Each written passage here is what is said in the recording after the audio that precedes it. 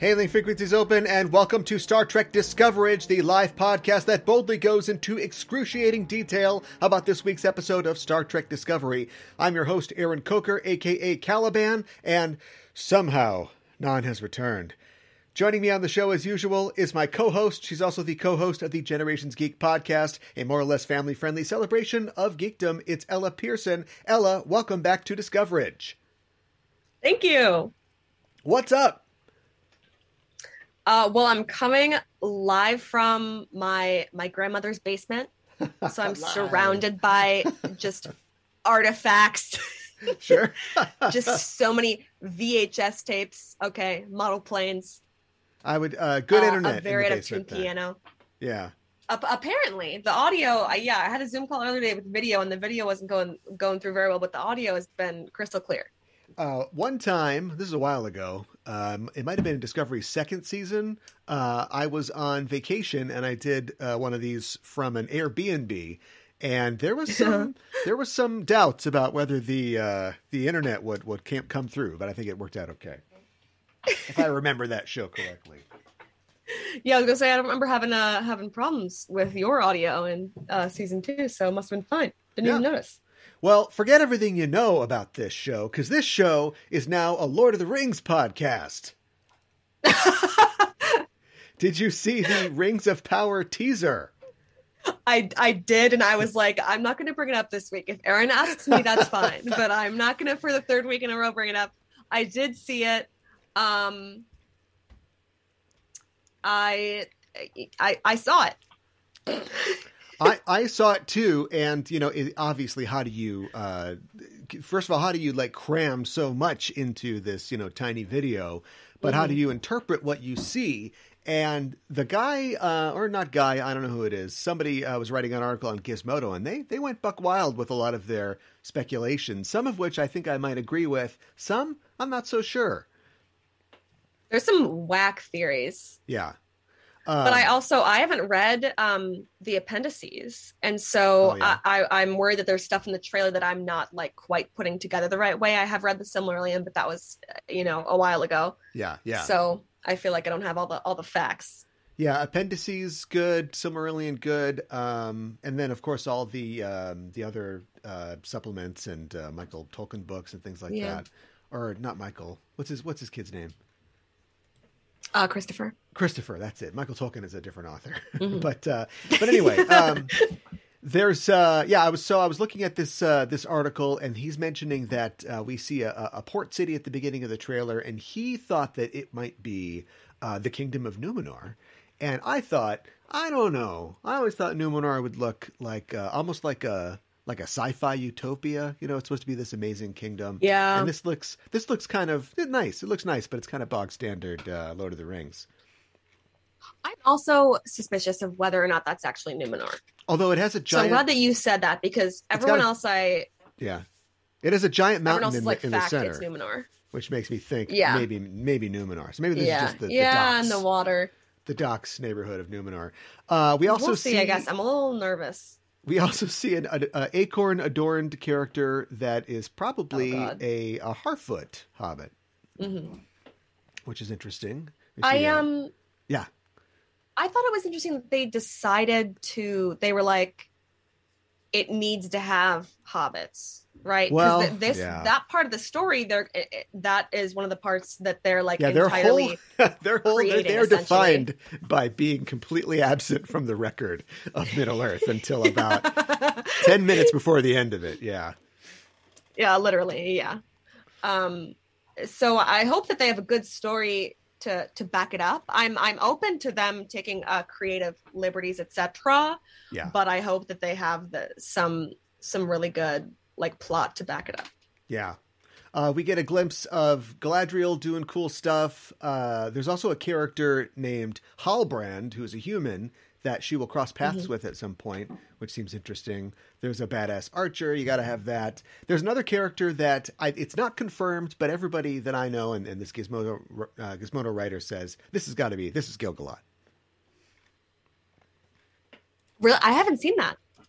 The guy in... That'd be crazy. Yeah, he's got gold, like a gold cloak and sort of gold and white The guy that watches the meteor fall? Yes. That's what this writer says, but I don't know. That makes sense. Without his spear, Aegolos, how could we know?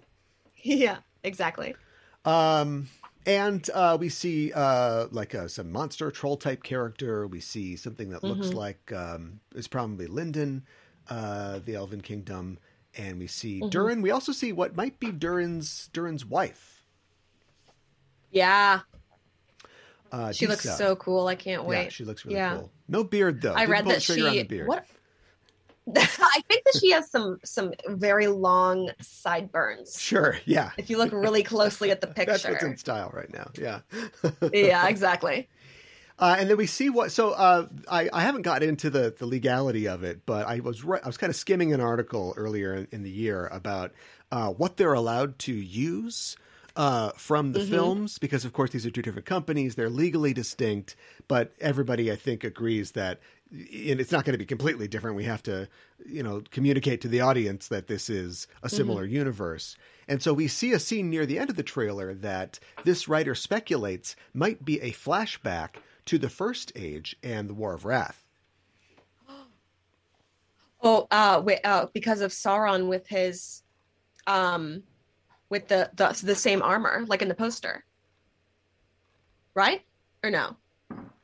I haven't in this video. It's just got like guys that look like it's elven people fighting orcs, and they've got kind of gold armor that's similar to the films. Yeah, yeah, and so it's some kind of big. Because that would have been the First Age. Yeah, yeah. Well, because Galadriel, I read that maybe it's Galadriel's brother because she's like avenging her brother in the series. Isn't that right? Yeah, right. So I don't know. I'd say don't blow the War of Wrath in a flashback. Like do a second series or do another movie trilogy. Like you can't just waste that. But so anyway, not a Star Trek or Lord of the Rings podcast, but we thank the viewers and listeners for their forbearance as we dip into other nerd stuff. But we've got important Star Trek nerd stuff to talk about. Some huge news from the world of Paramount. Yeah. So they're always doing one of these events, aren't they? And just on Tuesday, Viacom CBS had an Investor Day event where they made a bunch of announcements, not the least of which that Viacom CBS will be rebranding to simply Paramount, which is probably it's probably a good idea. And they announced a lot of new properties, new Ninja Turtles, new Transformers, but most importantly to our fans, fans of Star Trek 4 is in production, or at least the very early confirmed pre-production stages. And it's what we need. They said the people need JJ Trek 4, and we will deliver. I can't say that I recognize the person who's agreeing, but I agree. I'm fully on board. You starved me out, and I want more, and I'm ready for JJ's Trek 4. Of course, he's producing. Matt Shakman will be directing, and everybody, as far as we know, is coming back either in talks or signed up. Chris Pine, Quinto, Saldana, everybody's coming back. I'm stoked. I think that it could be. I'm betting money that it'll be better than the last two. Maybe it's been so long now. They've got Hemsworth coming back, maybe. I think that it's going to be like wild. I don't know where they're at on the Hemsworth side. This project has kind of been floating around for a little while since the middle of last year, and writers Lindsay Beer and Geneva Robertson have been working on it.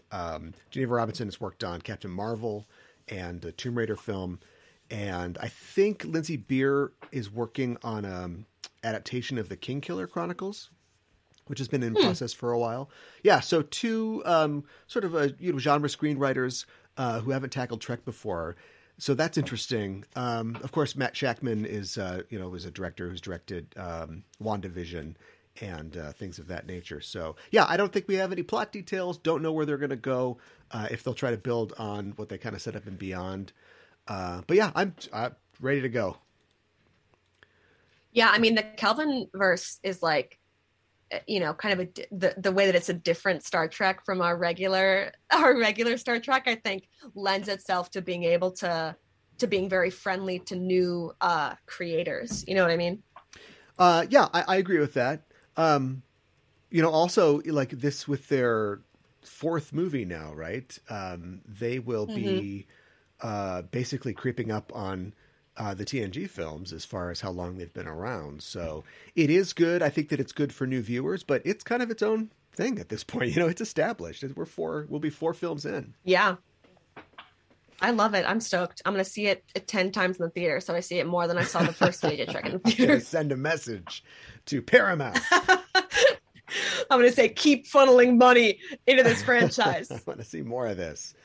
So that's exciting, and we'll have more updates on that as, of course, the development continues, and we go on as well. But we'll go on right now to our feature for this show. We've seen the 9th episode of the 4th season of Star Trek Discovery. It's an episode called Rubicon, and we're here to talk all about it. But first, as always, a warning. We're setting a course for the spoiler zone listeners, so be warned. We're glad you decided to join us, but if you haven't seen the episode, spoilers are incoming.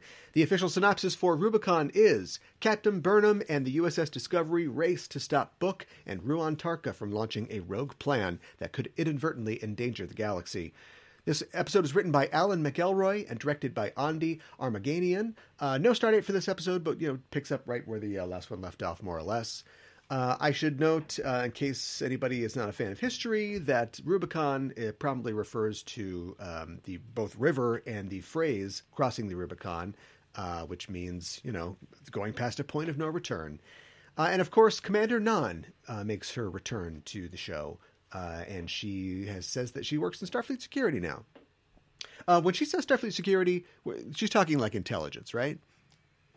Oh, 100%. Yeah, she's not like guarding a Taco Bell or something. Security's in quotes. Yeah, right.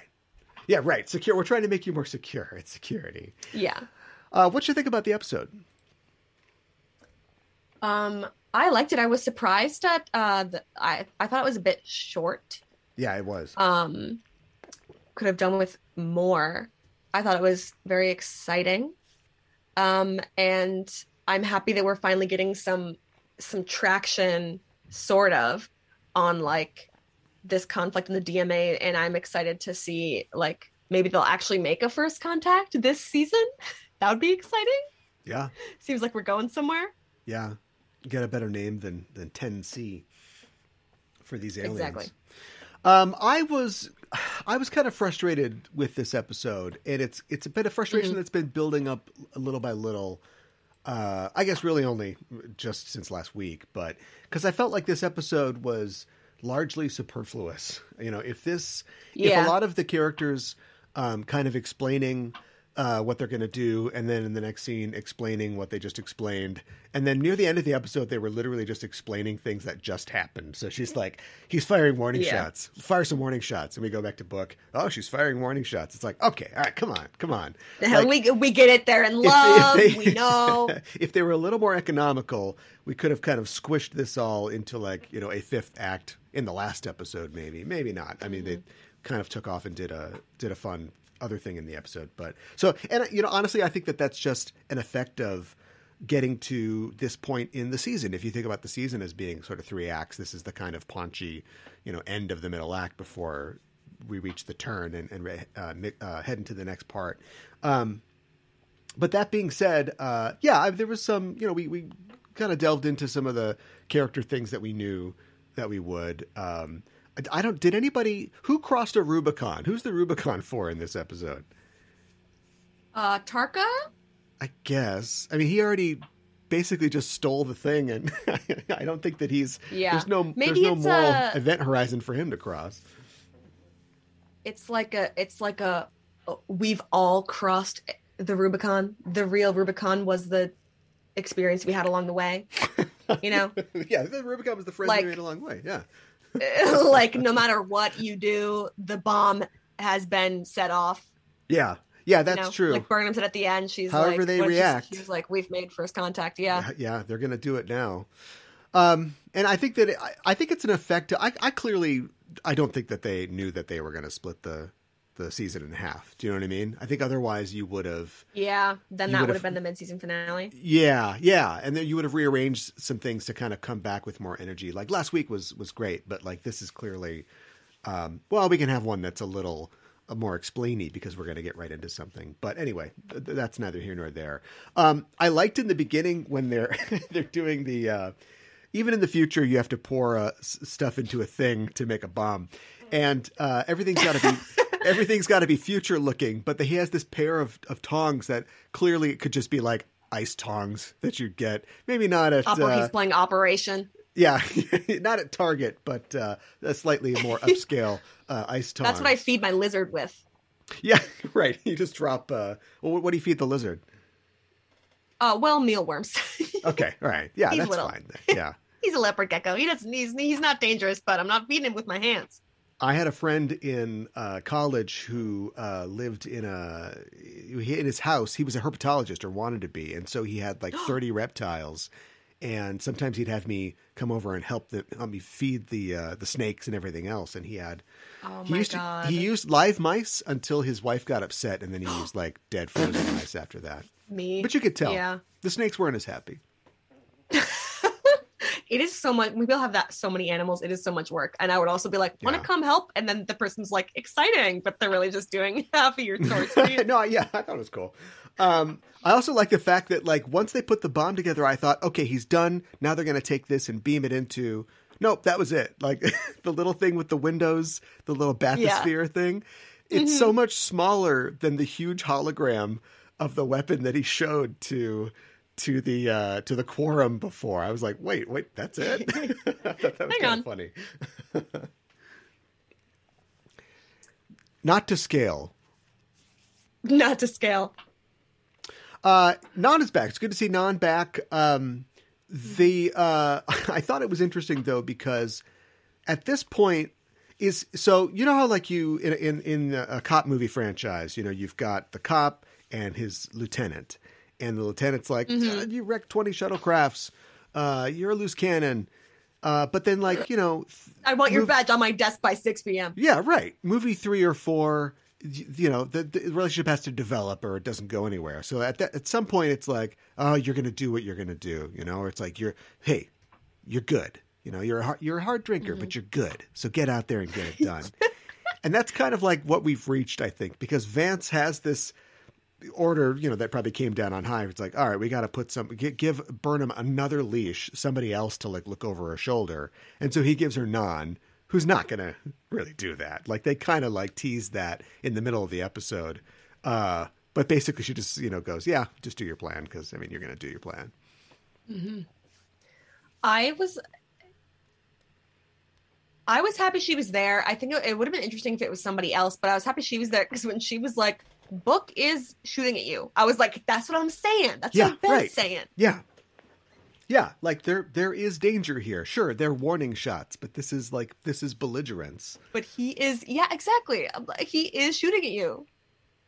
I was thinking this is like if my friend shot a Nerf gun at me, you know, I'd be like, watch it. I wouldn't be like, oop, you know.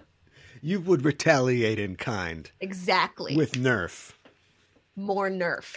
Back at him. I was thinking about a couple different things. And one of them was, you know, she has returned from her planet. And like I said, it's good to have her back. I thought that it was weird the way that they got rid of her. But I like the idea of the mission that she was kind of on. And maybe we'll get more later, but it seems like her mission did not end successfully, or at least she felt kind of detached. And she talks about her world, and it made me think, does every race in the Federation have like one world? That can't be true, right? Or does she just mean, I mean, I guess maybe for the Barzans it is because they're sort of scattered, but like there's plenty of Earth colonies and stations and things like that. And if you were, you know, a human in Starfleet, you wouldn't necessarily come from Earth, but it seems like they're always talking. I mean, certainly the Klingon Empire has many planets. So I wonder how if they do the same thing in the Federation, but they're like, you know, they call it something else. It's like, oh no, this is our constellation of worlds. Maybe her family is from the original homeworld. Yeah. You know, and has always lived there. From the New York of old money, exactly. Barzan. Yeah, that's what I was about to say. The Gilded Age. Yeah, right. Oh, this is a Gilded Age podcast now. I don't trust that maid. Next week, Downton Abbey.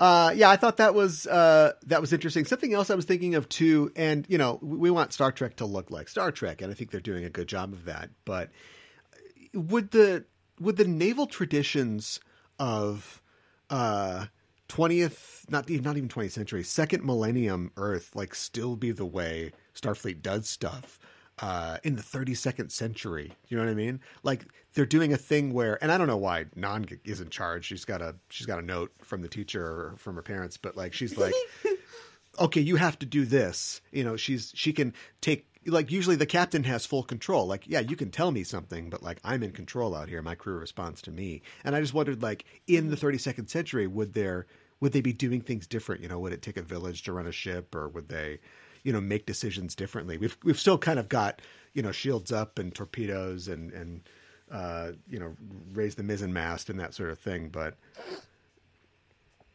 that's where I thought we were going with this episode, because of the way the crew was acting. I was like, oh, we're going to have some weird, like not quite chain of command decisions being made. Not even like a mutiny, but just like, yeah, you know, kind of like when she looks up and everyone's just kind of staring at her. Yeah. Like I was like, oh, we're going to make some decisions here that she's going to be like, these people are my besties that followed me from the past, and I'm going to listen. I never really got like the stakes as far as like who was really in charge, because this is you know they do this all the time on TOS and TNG, but usually it's like it's a commodore, or it's an admiral, or it's like a you know a UFP commissioner, or somebody who could really make Kirk's life a problem if he doesn't do what they say. So, but I mean, like she's, you know, filling that role. Yeah. I thought that was interesting. Especially like, you know, the crew looking at her specifically, and like, we're in the 4th season. Like I kind of know that Burnham is going to do the right thing. And I kind of believe, I didn't really buy the stakes. Like I believe that the crew, they followed her 1,000 years in the future. Like, I don't believe that they really doubt her. And then even Book, like, don't you? I mean, she did kind of biff it in theory, right? Well, they blew this mission. Like they completely failed, but they failed for the right reasons. Like I'm okay with them failing, but like we haven't speculated on it too much because, you know, we've been off. But like if you went back and whispered into your past self's ear, you can believe that like Book would never take it all the way, right? It was always going to come to some point where he's never really going to like kill Michael to accomplish this. That's a book too far.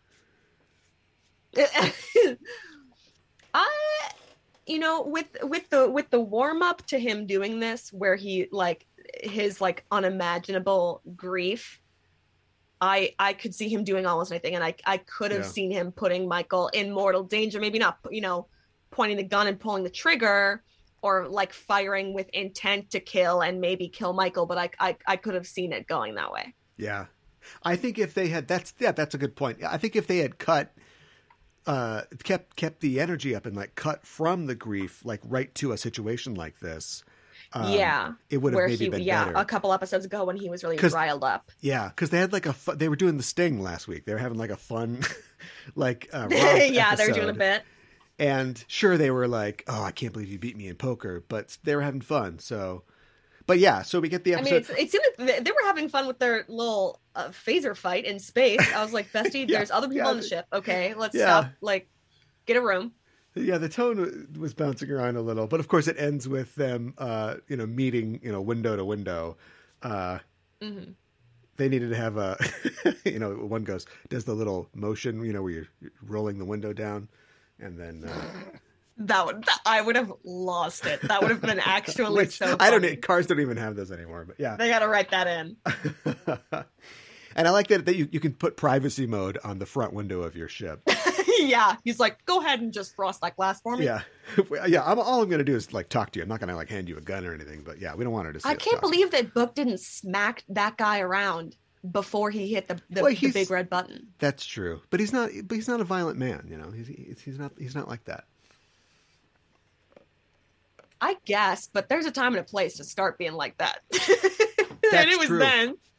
Yeah, if he had not abandoned Grudge, like, Grudge could have jumped on his head and literally pulled that tattoo off his face. When he was like, "What are you doing?" I was like, "He's hitting the big red button. He's got the nuclear codes. Go, tackle him." Yeah.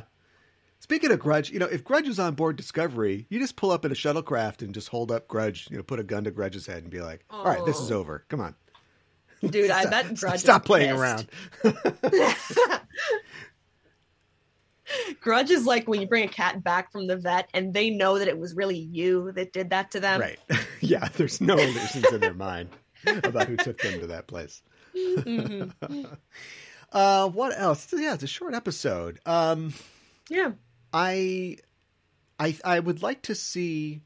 So we've kind of been chasing, these specific crises through these last 2 seasons in the future, and like when I was seeing the Discovery cloaking and having a cloak shuttle, I thought that's really cool, and I hope both to see new technology, but also just for the story. I hope that like season 5 is like they just kind of settle down a little bit.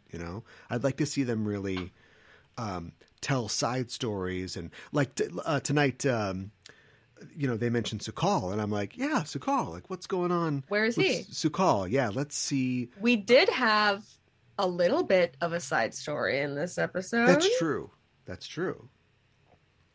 A little Skype call with Tarina, and he needs to reset his router because she keeps lagging. But yeah, she's kind of fizzing in and out.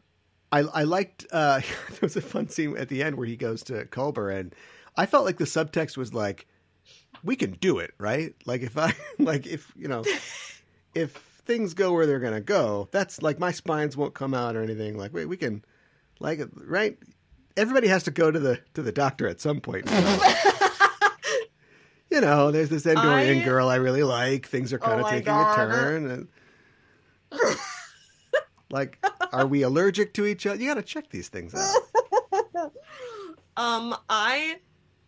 I know that we people and us on the podcast have discussed this possibility before, but I didn't believe it. And then when she said that, I was like, why does Saru look like that? She said like it can have dinner with friends, and I'm like, okay, she's also like a Vulcan, and I'm just like beyond. This is crazy. Yeah. Part of being prey biologically is that he's got to cover all his bases and he's got to plan. And so he's not planning anything. He's just being ready. That's all. Oh my gosh. What else? Gonna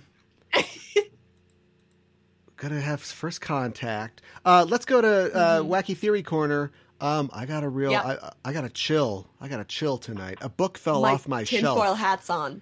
A book fell off my shelf when I was watching, and I thought, oh, book might die. I wish he would. Does that mean the drama of it? Yeah. He's on this path. Yeah, right. Like he needs some redemption. He definitely needs some redemption, but I was trying to play like the the storytelling calculus, and I don't feel like I have enough of a grip on Discovery, which has changed, like head writers a couple times. But like, would they have him pull back from the ledge like he does tonight? And that's because we need to be able to still like him as a character going forward, or is it better to, from a conflict perspective, to have him do the thing, but then still be around, and we'll need to like forgive him and get over that. And he didn't do the thing tonight. He pulled back. So does that mean that he's sticking around, or does that mean he will also be killed? Well, if you're the captain of a starship, you can't really have a boyfriend who, was an accessory to an act of terrorism, right? That's true. I guess he could be. He's got his own ship. He could be around. Wait a minute. That's not true. That's not true. Benjamin Sisko specifically. Oh my God. He's dating a terrorist. So I'm going to cite DS9 precedent. Oh my God. I think she's fine. If he I don't know, maybe he'll go to great lengths to try and fix what he's done and he'll die, maybe. Yeah. I was getting a feeling that because I was getting a feeling that it's about time for someone to die. Non's back. When they, there we go. When they were on that shuttle and it was cracking, I was like, I think we're overdue for a character death. And I was getting nervous because I was like, I think we're due for it. Like, you know, when the Walking Dead was on and you could like smell when it was coming. Yeah. Obviously, a lot more main characters die in The Walking Dead, but this, I feel like it's coming. Yeah, but not the shuttle was like, not those guys, you know, not the. Not all of them at the same time. Yeah, all at once. They're just the Goof Squad. We just write 4 guys off right there. No, they wouldn't do that. Well, they were arguing. First of all, I was like, let's have some decorum. Let's be professional. You're not even on like the bridge of your starship. You're on a shuttle, actively on a mission, just kind of bickering at the con. Yeah. Little discipline here, gentlemen. Did you think that, and maybe they did, and I was looking down or something, but did you think it was weird that they didn't bring up Arium in this episode? You know, you've got an almost totally similar situation where Non and Burnham have to face off against a crew member, basically have to face off against a loved one, and Non is the one that pulls the trigger in that case in season 2. And I thought that was, if this is a parallel, then when she gives her the talk, when she's like, let's talk, let's go to your ready room and talk. And she's like, look, you know, I've seen you in action before. Like, you know, you're not going to pull the trigger. And I need you to know that we got to pull that trigger. I honestly, I didn't even do the math. Well, neither did the writers. I want my money back. The ADHD working in my favor. Yeah, right. just flit right over Siding with the sorry. My head is empty, but my heart is so full. Yes, my heart is so full. It's choking my head.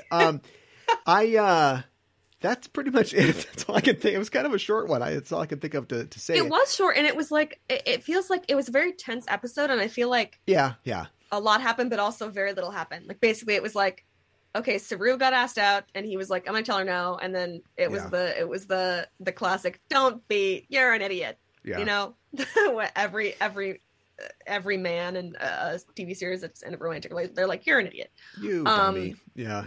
I'm glad we had a stupid. I'm glad we had a Tarina check in, but I think that we could have like swapped some of the like, oh boy, this is tough. Oh, you can do it scenes for maybe another thing with Zora. You know, Zora's voice wasn't even really in it this week, and yeah, I was gonna say because she worked with Stamets on the thing apparently, but I was surprised she didn't say anything. Push that forward a little bit. She didn't say, Captain, I think that you should kill your boyfriend. You're right. What did I say? Yeah. I mean, I also think ex-boyfriend. Yeah, right. I also think it's unfortunate that, you know, we talked last week about like the amazing series of covers and articles about some of our stars, and like half of those stars are off the show right now. Like, when are we going to get these people back on the show? When I don't know if that this was a pipe dream, but when it was like, oh, a familiar face is coming, I was like, it's Tilly! Tilly's Finally, back. I was right. And then I was like, oh, it's you. sorry, Commander Nom, but I was like, oh, it's her. Yes, Where are those red curls? Very nice. Yeah, where are the red curls? New breathing apparatus, don't care. New hairstyle, new curls, new very curl routine. They breathe through their ears, I guess, so. Apparently. I don't really know how that works. That's all I can think of to say, unless you've got something else to say. I think we've covered this one. Yeah. All right. Well, then that is it for our show this week. And thanks for joining us, listeners. And if you like what you hear, you can follow us on Facebook and Twitter at EISTPod for updates and to get notified when new episodes of both Enterprising Individuals, our main show, and Discoverage are released. And you can tweet to us on the show by using the hashtag Discoverage, or you can email us at EISTPod@gmail.com. And while you're on the internet, why not head to your listening platform of choice and subscribe to our show feed. Give us a rating and a review because it really does help us out. If you want to help the show grow, stop by our Patreon at patreon.com/EISTPOD. And as always, if you like the show, tell a friend. Discoverage will return on January 24th for the 10th episode of Star Trek Discovery's 4th season. That will be week 6 18 of Trek? I've lost count already, but who even knows at this point? It doesn't matter at all. We don't know anything about the episode. Week infinity. Yeah, week infinity. It's just one long week. We'll be here next Thursday to cover that episode. We'll be going live once again at 8 p.m. Central, so join us then. And you can follow us on Twitter or Facebook at AIST Pod to get notified when we're live and broadcasting. In the meantime, you can check out our main show, Enterprising Individuals, at enterprisingindividuals.com. Every Wednesday on the show, I and a special guest discuss in excruciating detail a selected episode from a Star Trek series. We also have news from the Trek sphere and interviews with special guests. And this year, we are shaking it up by talking about the films of Star Trek. Our latest episode just dropped, and on it I'm joined by Pete the Retailer from the Star Wars Minute and ABCD TOS podcasts to talk about Star Trek The Motion Picture. And we only spend a conservative 20-25 minutes on the dry dock scene. You can find Enterprising Individuals anywhere you get your podcasts. Ella, thanks as always for joining me to talk about tonight's episode of Discovery and remind people where they can find you online. Thank you. My home podcast is Generations Geek, but given that it's the third week in a row that we've turned this into a Lord of the Rings podcast, I'll go ahead and plug Keep on Tolkien, which is, again, another Minnesota local podcast about Tolkien. I'm in one of their episodes about the Rings of Power. So If you're looking for ways to catch up on your Tolkien lore, before September, before the series launches, that's your best place to go. Yeah, I want to get their thoughts on this incredibly short trailer and if we were right or wrong about some of these theories. But yeah, check that out. And that is it for us. Thanks for listening. And we are signing off. This is Aaron for Ella saying, live long and prosper.